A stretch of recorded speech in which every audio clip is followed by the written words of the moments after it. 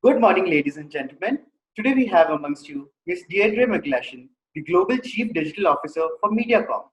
She started her career in the late 90s in San Francisco, and she's been involved in all aspects of digital marketing, from strategy to media to technical development and everything in between. She's someone who's been there, done that. Welcome, Ms. McGlashan. How are you today? I'm great. Thank you so much, Samanjan. So nice to be here. Absolutely. So the first question for you that we have is, programmatic is a term that is often used and misused in the marketing parlance. What, according to you, are the biggest myths around programmatic?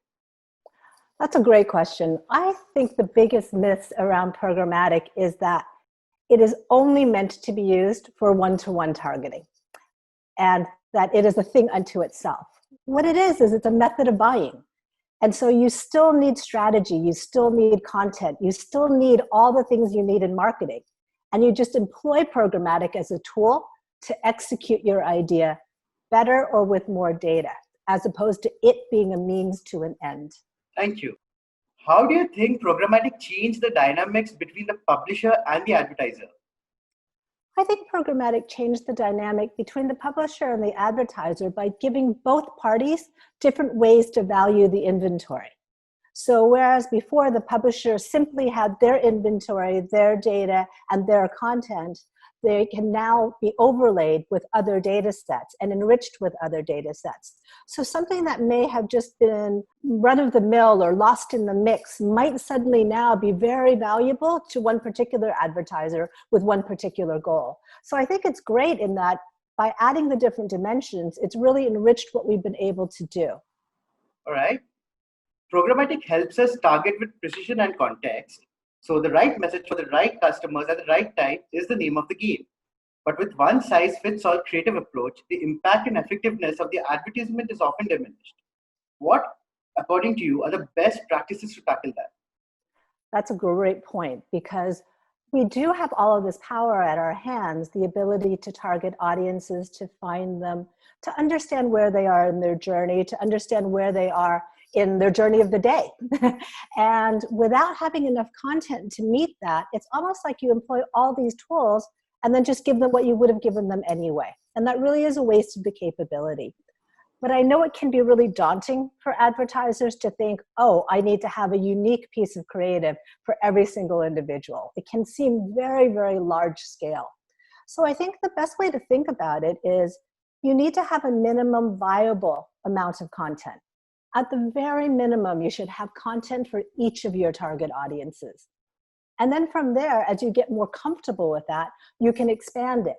And you can think about what's the story that your brand is telling? What are the messages? And then you can start to build upon that content and to create personalized content.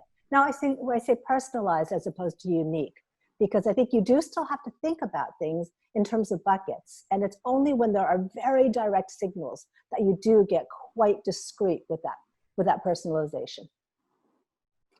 That's a great point that you made there. So AI plays a crucial part in programmatic is actually a no-brainer. But to what extent do you feel AI's role in programmatic will be in the foreseeable future?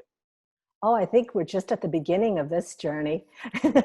As I said, with all of the technology and data that we have at our fingertips, it's quite a lot to parse it all. And so machine learning has been a fantastic way for us to be able to identify signals and to optimize. And quite frankly, I think we're still at the very, very beginning of the journey right now. I think that machine learning is still at the beginning of its journey. So I think it's just going to get better, and hopefully we're just going to get smarter and more strategic with it. All right. So with the lion's share of the digital ad budget going to programmatic, what do you think is in store for the future? I think when it comes to the future, well, we're definitely going to get more channels available to us. Currently, for the most part, we're talking about, internet and mobile. But for example, within our group, Xaxis now has all of the OTT under one marketplace. And so I think that's one area that we're going to expand. I think there are also certain trends that we see right now. Everybody is asking about the cookieless future.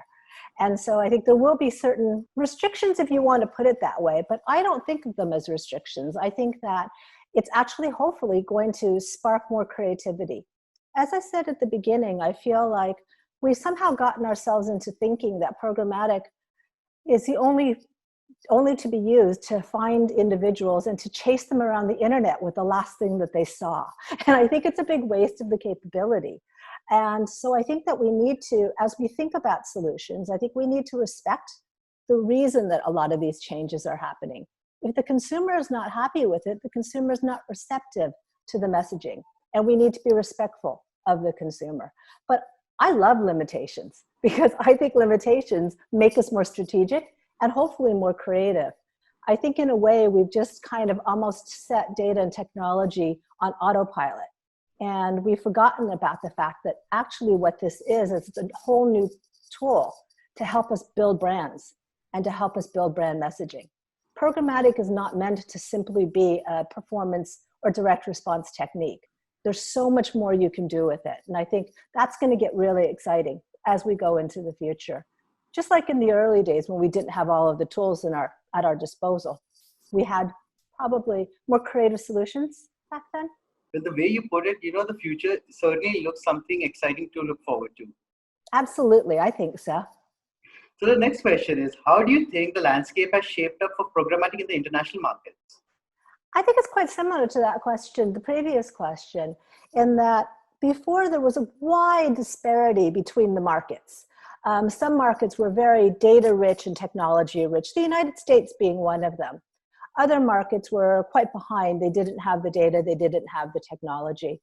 But it didn't stop people from continuing to use programmatic. In fact, some of the most creative examples of how programmatic could be used, I saw back then from markets that were, termed limited. Because what they were doing was taking these rich data sets and instead of simply using them to identify, target, and retarget, they were using them to gain insights. They were using them to understand the audience better. They were using them to help influence other channels, oftentimes even, brand development. And I think that now, in terms of the international market, I think we're at a level of parity. I think that most countries have significant and reasonably sophisticated data sets. The technology, the plumbing is all there right now. So I think we've reached that parity, but as in the previous question, when we look into the future and the changes that are about to happen, I don't think we're going to end up in a place where there's as wide a disparity, but as I said, I hope we go back to some of the basics, and then we go back to some of the basics of marketing. All right. So on a parting note, could you please shed some light on what are the biggest lessons or learnings that one needs to keep in mind for someone, A, who has just started the programmatic journey, B, someone who is there somewhere in between, and C, who is an experienced person in this programmatic journey? Okay, I think for a beginner, one of the pieces of advice I'd give them is to make sure you have the content. As I said before, make sure you have the minimum viable amount of content, at least one for each of your target audiences. And the second thing I think I'd say is set your expectations. Oftentimes it can be quite exciting to think about these obscure or hard to reach audiences or hard to find audiences, but do the sizing and figure out whether or not there's enough of them out there to make it worth it. You do still need to do that cost benefit analysis, I think. And I think as a beginner, those are the two things I would say. Make sure you have content and to make sure that you set your expectations properly as to how many people you can reach. If you're an intermediate, I think that you will have mastered those two things. And I think the time is now to test and learn and to try different optimization techniques, try different targeting techniques.